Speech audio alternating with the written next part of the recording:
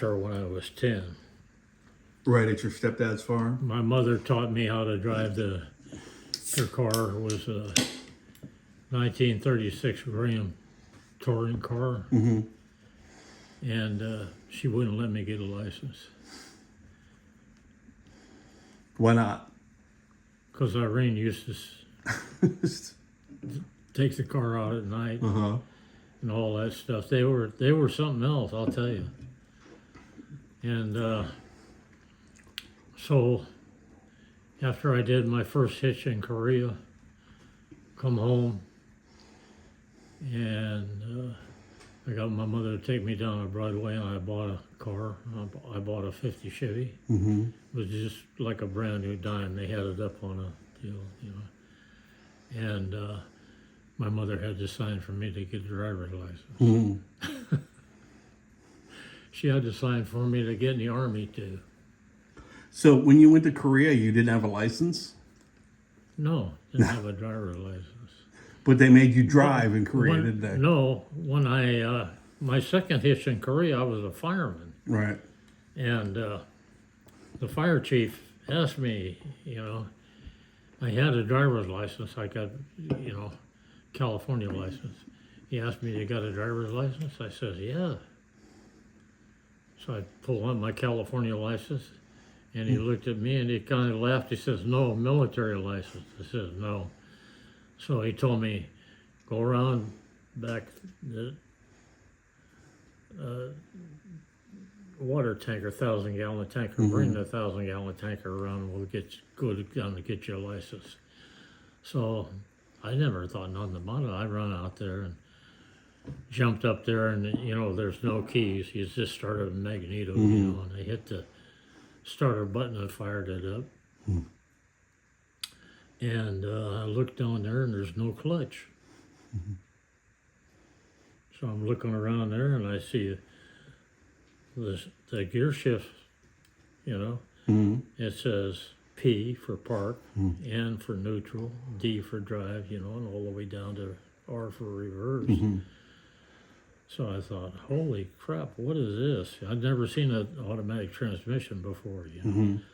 So I tried moving it, couldn't move it. So then I pushed down on it. You push down on it and move it. You know.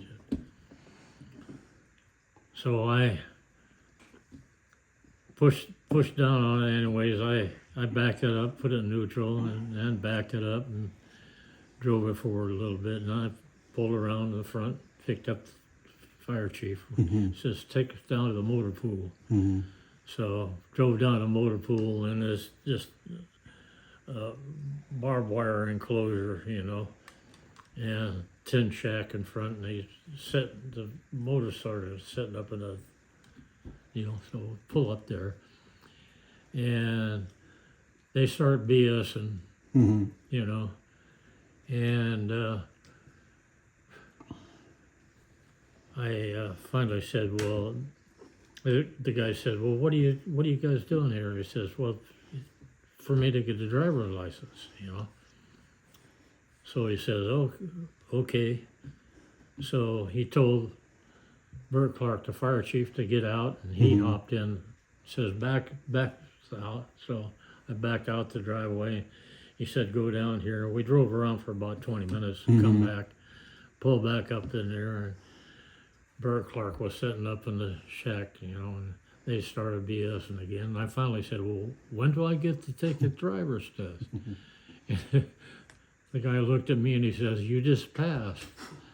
So he told this other Army guy to take me into the shack and type me out a driver's license. So he typed me out a driver's license. But I was able to drive everything. And we had a 1,500-gallon tanker with a tractor and trailer rig. And I used to drive all of them, but they were all standard shifts except the 1,000-gallon tanker. Which was They had automatic transmissions. Huh. I thought that was really neat.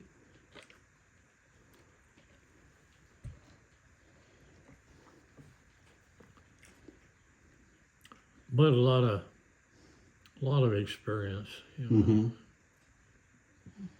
The reason they sent me back over, I was supposed to go to Camp Drake, and Japan, right outside of Tokyo. And when I was at Presidio, where they sent us, the whole company up,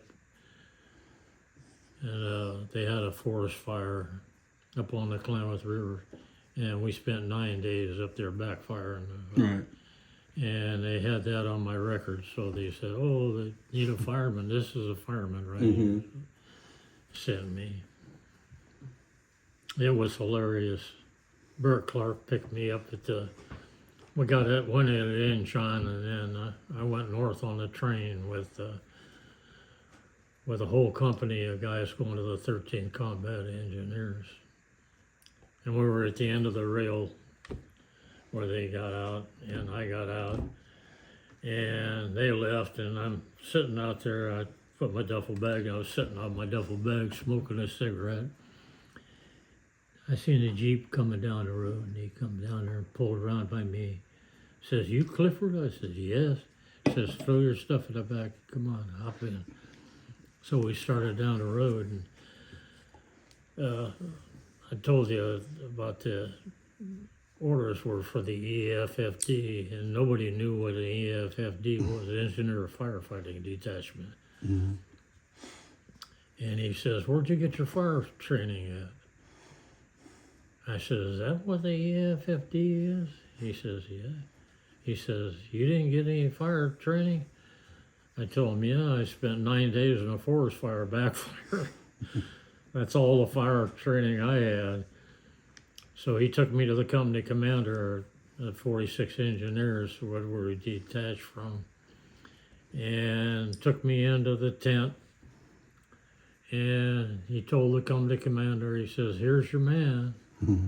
He says, "It's not my man, it's your man." He says, "He's not trained as a fireman." He says, I don't want him." He says, "I don't care what you want." He says, "Just take him and get the hell out of here." Mm-hmm. He says, "I don't want to see either one of you again." So he took me down to the fire station, and we went into the fire station. He says, "There's your bunk." So I put my bags down there and clipped everything together there. And we were there just a couple of minutes, and the fire alarm went off, and the guys were running around putting their running coats on and their helmets on and stuff.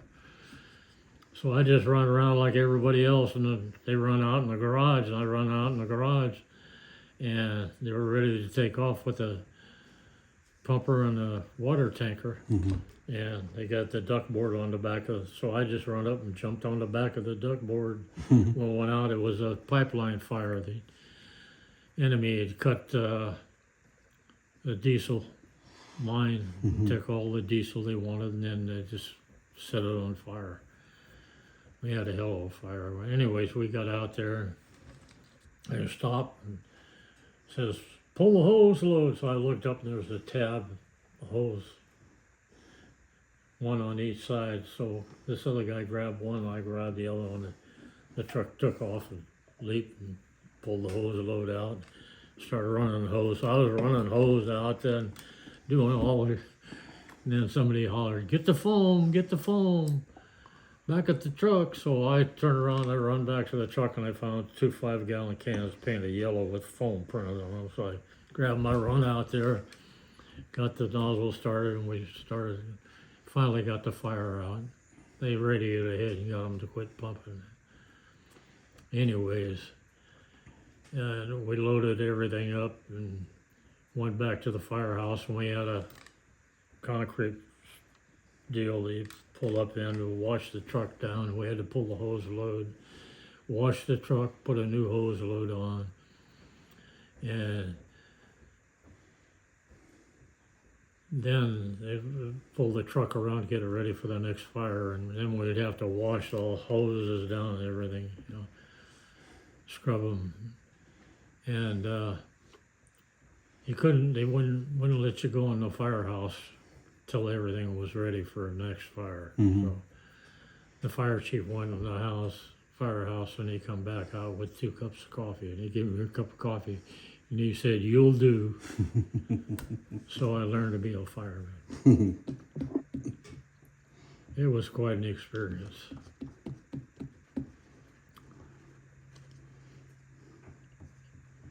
We had all kinds of experiences.